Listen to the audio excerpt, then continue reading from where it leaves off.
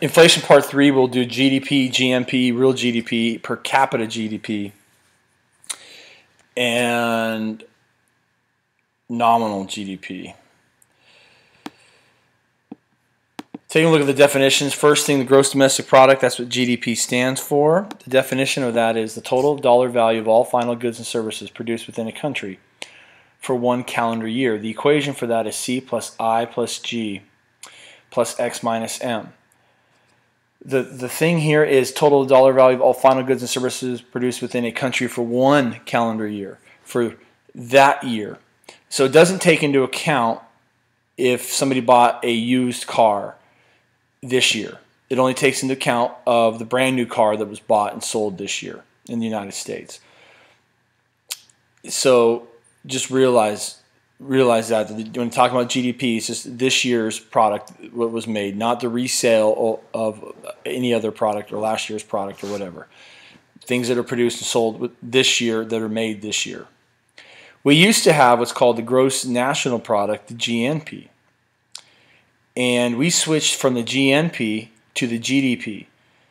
And the GNP is the total dollar value of all final goods and services produced throughout the world in one year for a nation. So we have a gross national product and a gross domestic product. We've been talking about inflation and deflation, and these two things are used to figure out how well a nation is doing economically. So we look at our gross domestic product and our gross national product. How well are we selling things? Are we producing things? Are people buying things? What's our economy doing? This is one way you measure that economy. You measure the strength of that economy, the health of that economy through our GDP and our GNP. And then you have a couple others, and the one I'm going to add here at the end is per capita, but I'll do the first two.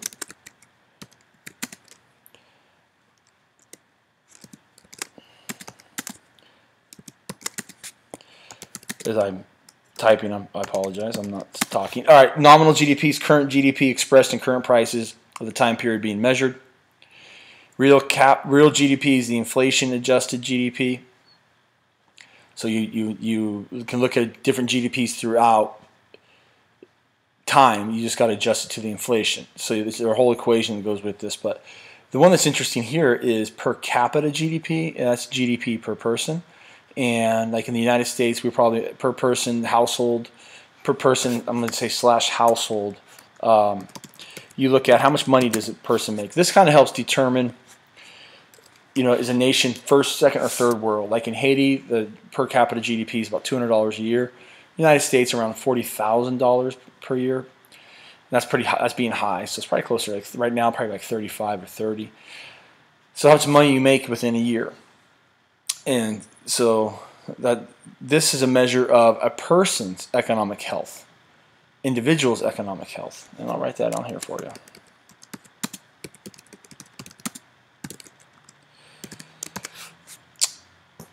This will do it. We'll talk about some of these things tomorrow. I'm going to hold off on the Lorenzo curve. I said I was going to do that until we do taxes, which will be our new unit, because it deals with the inequality that exists between the haves and the have-nots. Have a great day, and I'll see you guys tomorrow. Remember, we have a quiz and a test on Friday.